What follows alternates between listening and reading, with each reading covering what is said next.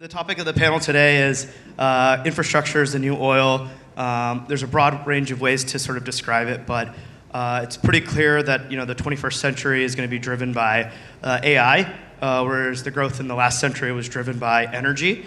Of course, AI consumes tons of energy, and there's many different aspects of this, but we've got a wide range of sort of infrastructure companies up here with various different backgrounds, whether it be more sovereign AI plays or focus more on the infrastructure side, specifically on like data center construction, or it be doing the full stack cloud, more developer friendly versus more focused on long-term contracts. We've got a good representation up here, but sort of would be good to have each person up here sort of introduce themselves. We'll start with Roman on the end. Just brief intros. Yeah, thank you. Hi everyone. Great lineup. Honored to be here. I'm Roman Chernin, co-founder of Nebius. Nebius is born in Europe, but global AI specialized cloud. We represent the party of building the full stack from the ground up, from the data center construction, hardware, and then the full software stack. And we're working with a diversified type of customers from the large labs to small startups. Hi everyone, Youssef Mansouri, co-founder and CEO of Sisters. Sisters, we are a cloud AI provider based in France, so happy to have all of you here in Paris, and thanks Ray and Dylan for this wonderful panel here. Basically, our differentiation is we own and we build, we have the mission to build like hundreds of megawatts to 1 gigawatt AI factories in France and in Europe, and hopefully try to have in France our own Stargate project. So that's what we try to build. Hi everyone, I'm Shaun O'Meara. I'm the CTO at Mirantis. I'm a bit of the odd one out amongst this group. We focus on providing infrastructure management software for Neoclouds and organizations that want to build large-scale infrastructure and then take advantage of a lot of the services offered by these different organizations. Hi, I'm Stephen Balaban. I'm co-founder and CEO of Lambda. We provide gigawatt-scale compute for people building superintelligence. We have customers that range from small startup companies up to a handful of the world's hyperscalers. Cool. I'm Chase Lockmiller. I'm the co-founder and CEO of Crusoe. Crusoe is a vertically integrated AI infrastructure business, starting with large-scale data center construction. We have multiple kind of gigawatt-scale campuses we've been building, including one in Abilene, Texas, that's garnered kind of a lot of press. And we have a managed AI cloud platform that does managed GPUs as well as more managed AI services as well. So thanks for having us. So I think the really important thing to think about here is we're sort of at a paradigm shift in the compute stack, right? Where the old cloud ecosystem involved, multi-tenancy on individual servers, right? And these servers might cost $20,000 CPU server, and users may have one CPU core they rent, all the way up to the entire server, but you can scale and you get really strong scaling. There's a lot around sort of block storage and virtualization. That was sort of like what was really important in those days. And a lot of the hyperscale companies like Amazon and Google and so on and so forth have built their own custom NICs and CPUs to service this task. But we really switched to a new gear where it's all about, where GPU servers are very, very different, the GPU landscape, AI infrastructure.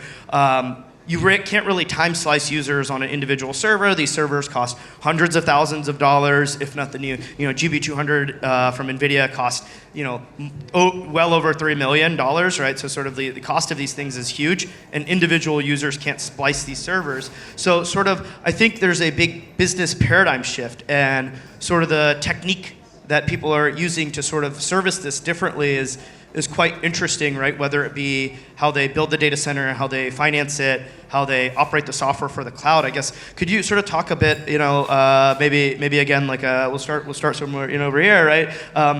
Talk a bit about like what you think is the biggest difference between sort of what you do and that advantage you have over the existing hyperscalers, how that propels AI infrastructure, the build outs that you're doing and how that lets you sort of win over existing hyperscalers and, you know, scale to these gigawatt campuses and, you know, massive campuses that everyone's offering now. Sure. I think it starts with specialization. And if you look at the existing hyperscaler ecosystem, you know, it really is an outsourced IT solution that's really meant to be everything to everyone. I think all of us up here are really focused on just the AI specific workload. And this is, you know, just because of the computing architectures that have changed so dramatically, the power density of, you know, these AI accelerators and GPUs that are needed to be deployed to sort of support AI workloads at scale has dramatically changed everything from the power, the cooling, the data center design, all the way up to all of the core services that are needed to operate things, you know, efficiently and effectively, from you know, things like managed Slurm and managed Kubernetes. So I think where we've all been able to sort of outcompete some of the hyperscalers is really with that incredible degree of focus and specialization on that AI specific workload. I think there's another element too, which is actually speed. I think, you know, in Crusoe's case, speed is something that you know, we really prioritize in terms of trying to bring infrastructure to market very, very quickly. And, you know, in a lot of ways, startups in the Neocloud ecosystem is sort of systematically designed to move way faster than any of these large tech companies. And, you know, when you look at, you know, any of the really big tech companies, the decision-making architecture is, like, by design meant to be kind of slow, right? There's a lot of people that have to go through an approval process. And, you know, when it takes a couple days here, you know, a week there, like, all of these things compound into, you know, just a lot of delays in terms of bringing this infrastructure to market. So, you know, at Crusoe, like, you know, we've been able to break records in terms of how quickly we could bring 100 megawatt data centers online. So, you know, in Abilene, the first 2 buildings that we built there, you know, each about 103 megawatts, we did in about a little over 300 days. The next 6 are coming online in just over 200 days. We're really sort of accelerating this abundance of AI infrastructure, which ultimately leads to this abundant intelligence for enterprises and startups to benefit, you know, the economy. I think another aspect is the usability aspect, right? And I think you know, something interesting about your cloud, Stephen, is that it's tremendously easy to get up and running on sort of GPUs. Can you talk a bit about, like, that speed aspect? You know, sort of Chase is talking about the speed aspect of building the infrastructure on the physical data center. Can you talk about the speed of accessing GPUs from the end of user point and sort of one-click clusters?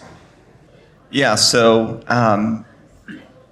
everything from standing up the data center to installing the servers into the data center to, you know, essentially burning in and making sure that every aspect of the InfiniBand and the components in the server are working as intended, to being able to sort of dynamically sort of fracture a large cluster into small little time slices, because, you know, as mentioned earlier, you know, one of these large clusters is easily in the hundreds of millions to billions of dollars of capital expenditure.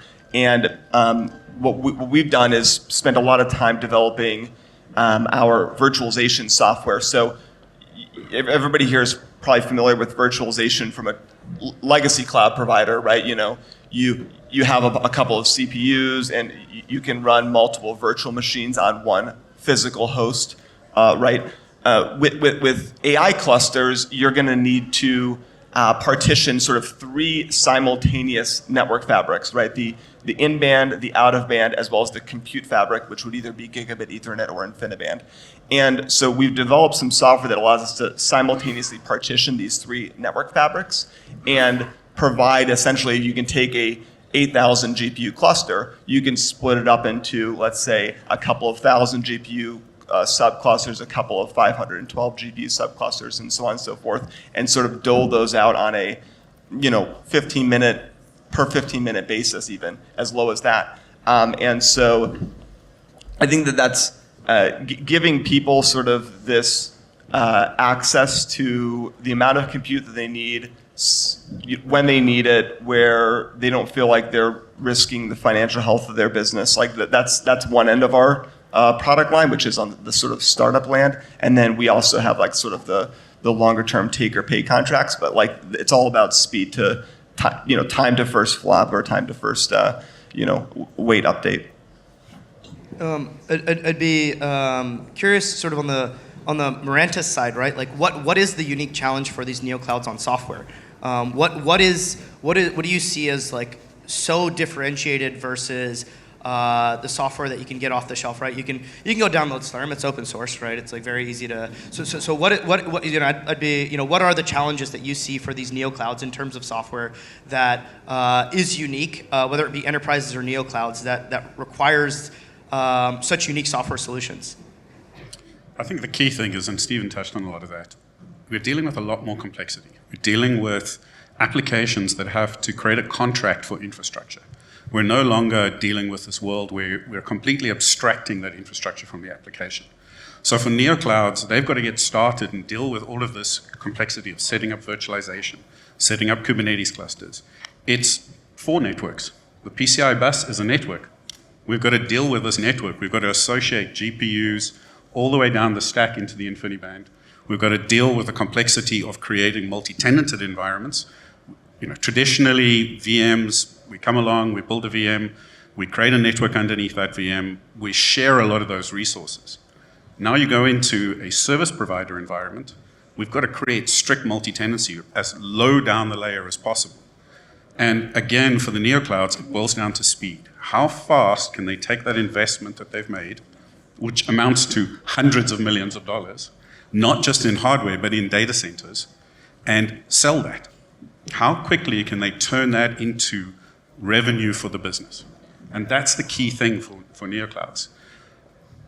Where we're looking at this is, how do I give them a set of software that they can template those environments and stamp them out without having the deep skills that necessarily you guys have all got in your businesses? And that's where we sit in the ecosystem today. For enterprises, it's about taking that within their premises and giving them access to the services offered by these specialty providers like the gentleman here. I'd be curious. So what's you're representing sort of the sovereign cloud angle of this. What is Sestrants doing that like what is the unique aspect of sovereign cloud? Why does there need to be a sovereign cloud? In the old age of cloud, everyone just used Amazon or used Google or used Microsoft. Why sovereign clouds? I think honestly, I will be honest with you. Until this year, sovereignty, I really saw it as a kind of marketing word, right? Like everyone was playing with sovereignty in a way that basically it was just like a kind of a marketing argument. I'll be really surprised over the last year because what we saw in the market, mainly in the European market, is a bigger sensibility of the sovereign topic. And it goes from energy production to token production, so basically all the value chain. We see more and more sensibility to the sovereign topic. And what we saw with Sestrants, what is our mission is to be able to give to Europe a sovereign play and the capacity to get its own infrastructure, its own data centers with its own compute, using its own energy rights. I will give you a really clear number here. In Europe, and this number from you guys at Semi-Analysis is, in Europe we have less than 5% of the compute power in the world, when the hyperscalers get more than 60%. So our mission is kind of try to fill this gap at the maximum. So that's why we're building right now multiple sites now in France mainly, as it's kind of our like domestic market. And we have a 5 gigawatts energy excess here in France. So basically, we try to match that. And what you get with the AI Summit in February in France tend to crystallize this dynamic and this vision for France. And basically, the goal for us is really clear, like how we build Europe in a way that we don't rent our future using Hyperscaler solution, but more like owning our own future by building our own sovereign solution. And something really clear that we also want to build with Sestrants, we don't want sovereign solution as default solution. It's what we see a lot in Europe. Basically, people sacrifice performance for sovereignty, right? Because until now, we don't get that much of really at scale, beautiful, easy to use, high performance cloud solution in Europe. And what we try to build here at Sestrants is really simple to use, high performance, logic, smart solution, using the best possible way with our Sisters OS, for example. Where basically, we get like all the Slam on Kubernetes operator that we can use to build your training at scale. Also, like I think Nebius is doing also beautiful work here in Europe. But what we try to focus on when we talk about sovereignty is at the same time being sure that we build the future of Europe in Europe by European players and European companies in France by building gigawatt sites now and at scale site. At the same time, never sacrifice the performance and the UX to the customers, because I think it's where we lagged a lot in Europe, in sovereign play in Europe right now. It's basically, if I have to choose between a beautiful Google Cloud interface and let's say a shitty European cloud interface, I will always go to Google. And we need to really be at the level, right? We don't want to be here to only play the sovereign play. We really want to be the sovereign play, but at the same time get the same level of experience as a Hyperscaler interface. I think the important thing sort of everyone talked about here congruently is that speed is the moat, right? Speed is so important. Chase talked about how the rack densities of data centers, right? Data centers for CPUs, 10 megawatts a rack, 12 megawatts a rack. Kilowatts. The new ones are kilowatts, sorry, kilowatts a rack, sorry. The new NVIDIA servers, 140 kilowatts a rack. Next generation NVIDIA is 800 kilowatts a rack. Roman, you guys do a lot of interesting work on sort of, custom servers, deploying very rapidly. Can you talk about why it's so challenging to build this infrastructure, whether it's cooling, whether it's the servers, bringing them up, making sure they're reliable? We've worked a lot with you guys on sort of Cluster Max, where we tested all the GPU clouds, including most of the clouds up here. What sort of is the core challenges in bringing this to market so fast? Yeah, I want to come back to the initial question about I think what actually joined us all together, we have a little bit of competitors all here, and the most often I hear about Crusoe and Lambda is when we compete for the deal, and not when we sit together. But in general, I think we have quite a general kind of challenge is competition with hyperscalers, and I think it's split it in two parts. In general, the initial stage that we observe now and still observe is exponential growth.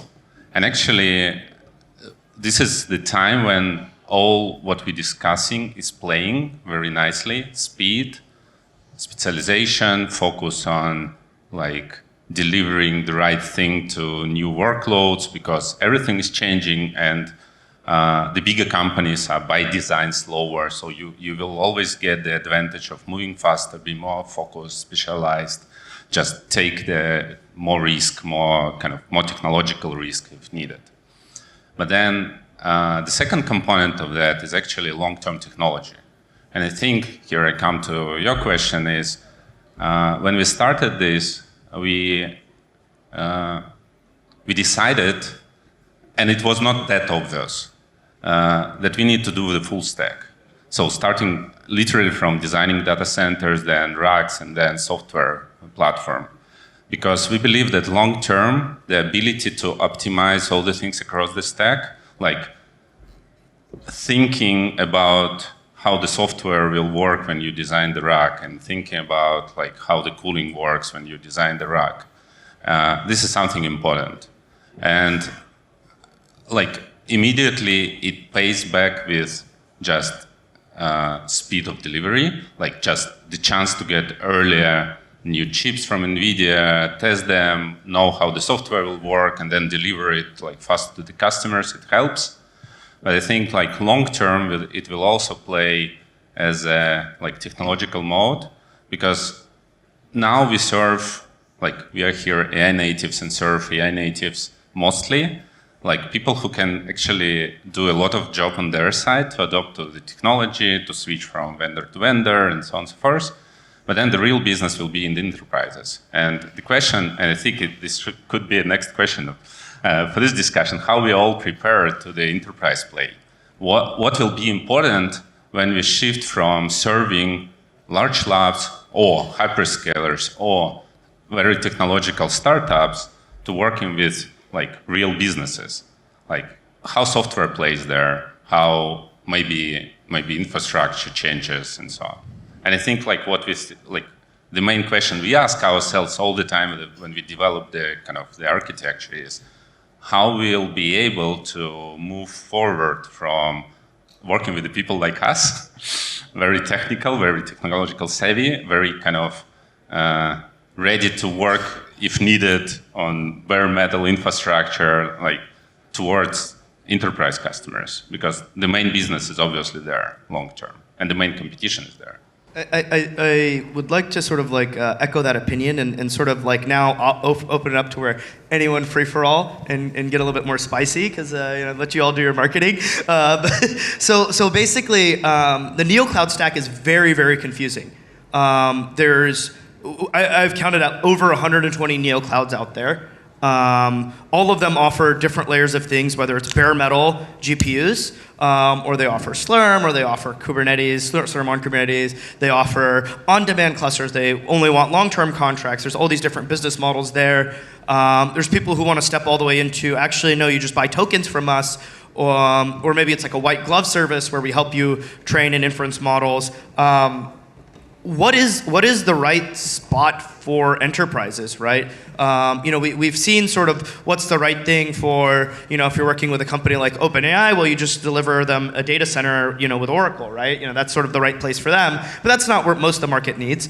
Enterprises today don't touch Neoclouds much. They mostly pay 2 or 3x the price at Amazon because it's confusing. It's hard for them to know what to buy. What is the sort of software, the solution that they need to get from the Neocloud system, and what is not being delivered appropriately? Because the enterprises are currently not going to the Neoclouds in a big way. Can I comment on that?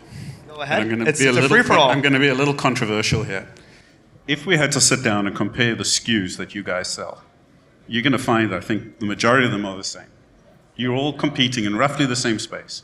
You deliver value through your speed. You deliver value through access to infrastructure. But everything you're selling is highly technical. And then, to the point you're making, you're selling access to a Kubernetes cluster or VMs. To move into the enterprise space, we have to move away from selling infrastructure. And we've got to sell access to an experience. Inference services, we've got to sell access to application environments. We've got to sell access to platform services. That's how we move into the enterprise space. Enterprises want it easy, and they don't want to have to care about the complexity that's underneath the hood. That's why the hyperscalers do incredibly well. And to move up there, I think you're going to have to really think about that.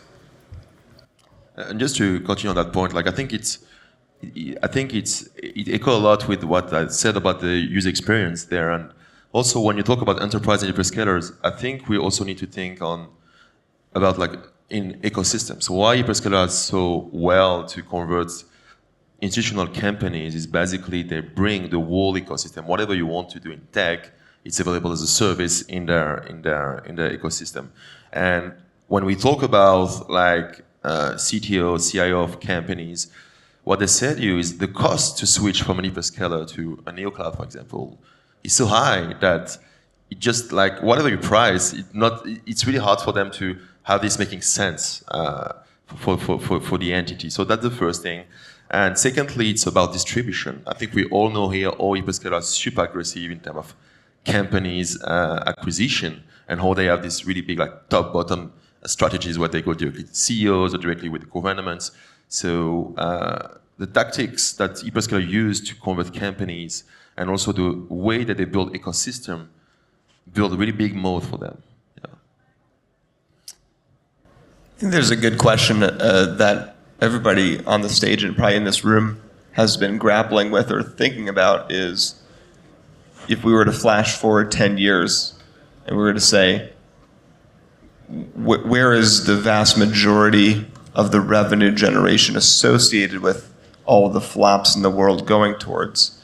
People say the word enterprise, but I think that there's now ample evidence that very large enterprises like Google have seen very stark competition from OpenAI in their core search domain.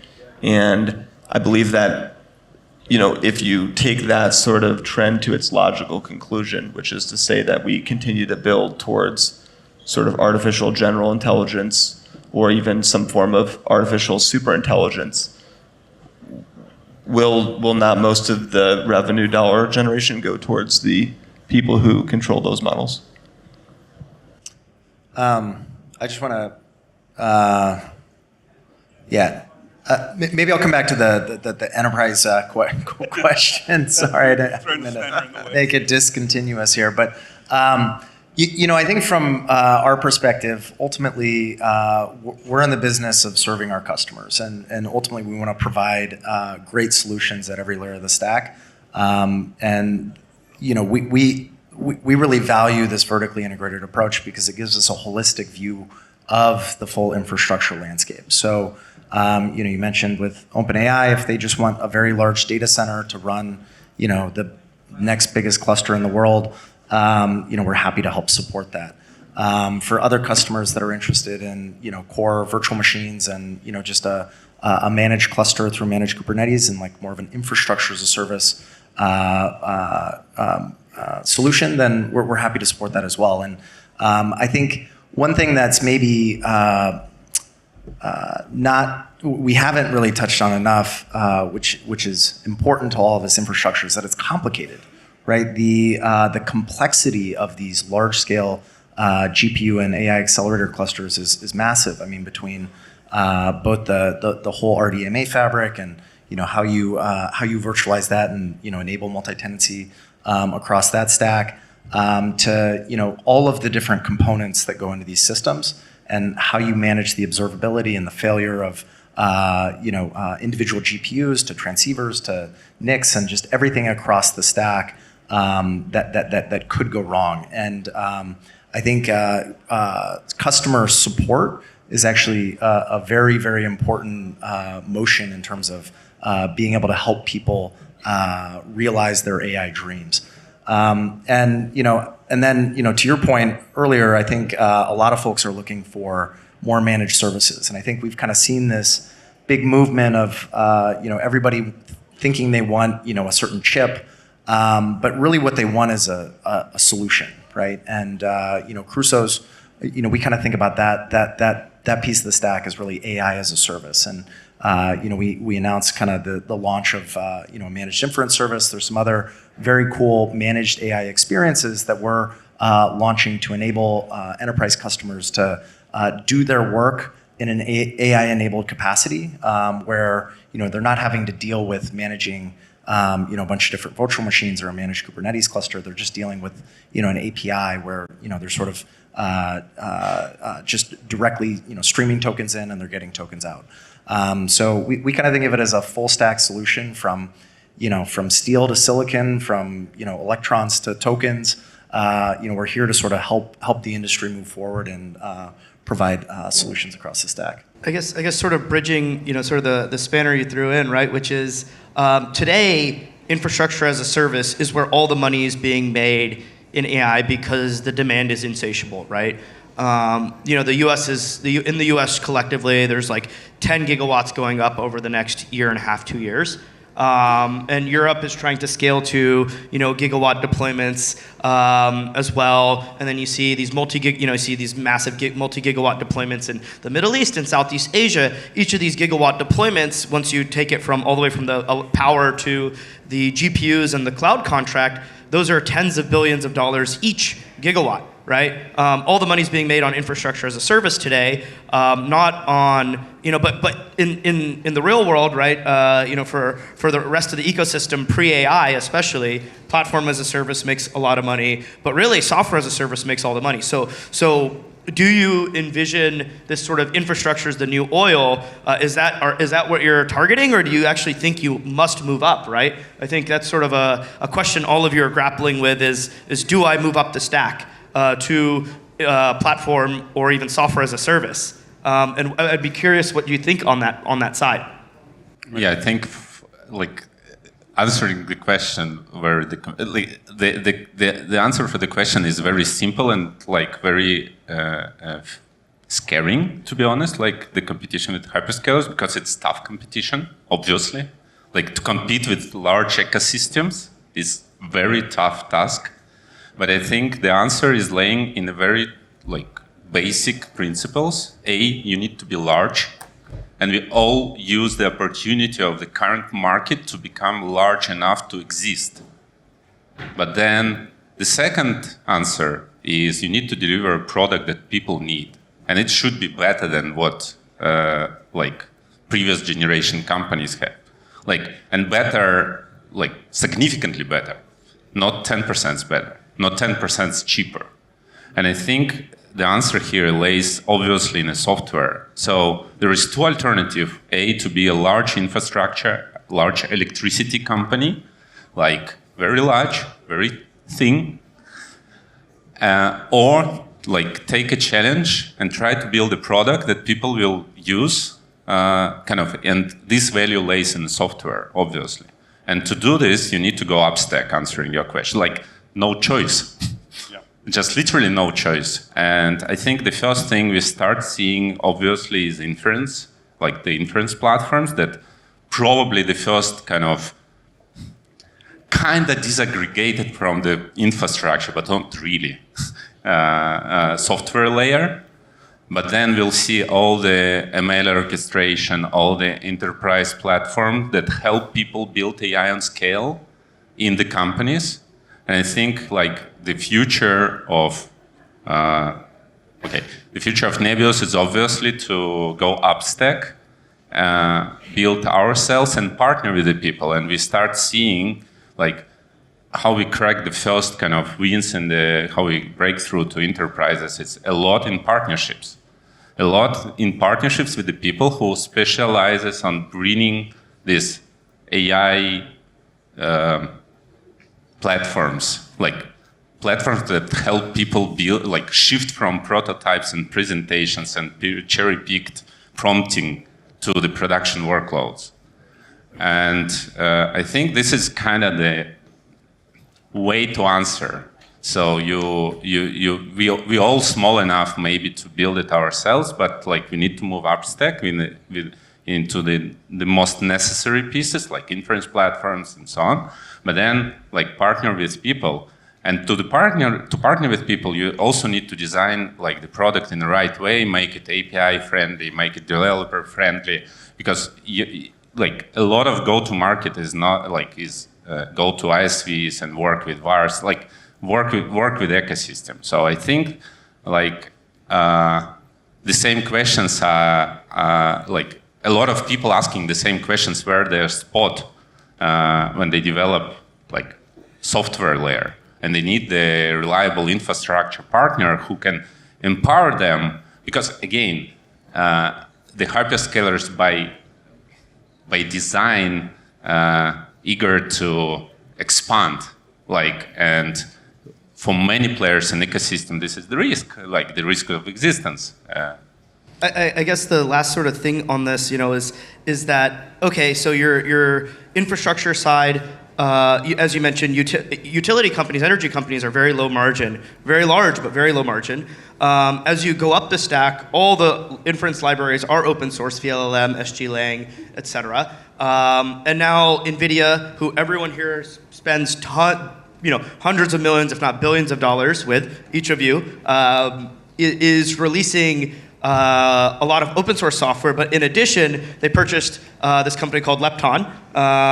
We rated all the GPU clouds, and they were gold rated alongside multiple people up here on the stage because their software was so good across networking, across storage, across the usability in terms of scheduling jobs, et cetera. But they purchased this and created a GPU marketplace. And they're open sourcing libraries for inference. How does that not commoditize you as a cloud provider, as a Neocloud provider, when NVIDIA's offering many of these software layers on top of their GPUs for free that you're trying to build and offer yourself? But it comes back to Stephen's point. What is the workload? I also just don't. I also fundamentally sort of disagree with this premise that like, okay, well, you need to go up the stack in order to survive. Like, Ford never really successfully scaled up a large scale oil refining plant to fill gas in their cars, right? There were many winners eventually, after Standard Oil was broken up in the United States, at least in terms of oil refining. And at least they were gobbled up into Standard Oil, and then they were broken up again. But the point is that that sort of like premise, I think, is maybe flawed from the perspective that like there's really massive multi-$100 billion market cap businesses that will be built at every single layer in the stack, whether you look at the data center build and construction and design, the operation of a large-scale cloud provider, the semiconductors, the fabrication plants used to build those semiconductors, the software layer that goes on top, as well as the model builders, right? Like every single one of those layers, as AI has the effect that's going to have on the world, is going to be filled with a handful of major winners, and the dynamics of that is going to be defined by the moats that exist in that space, right? You know, when there's network effect moats, that tends to be more winner take all. When there's more economies of scale moats or other things like that, that tends to be more oligopolistic as the result. So I think that's just more about the market structure than anything. And I tend to agree with that. Actually, the thing is, the more advanced with AI, the more like the software development cycle are shorter and shorter. So basically, us at Sensor, strategy is more like to going from compute to energy, so kind of going like down in the value chain, because we kind of believe that with the time, what we call software now will not really exist as we just prompt in an instruction and prompt out a service or a product. So we tend to believe that the real mode is actually in energy, good infrastructures, and as Chase said, it's really hard to make this cluster running. So make these high quality clusters and get the maximum of focus on this frontier between like the hardware and outputting the token, and then it's our kind of goal to let the players and startups to use this token to build a service on top. It's where we have the focus. Yeah. Sort of we're over time, so I want to say just a beautiful thought that you ended with, which is artificial general intelligence makes software a commodity. So infrastructure is all that matters. And I love that the infrastructure providers have decided this is the case. Thank you everyone for allowing us here on the stage and talking. Thank you.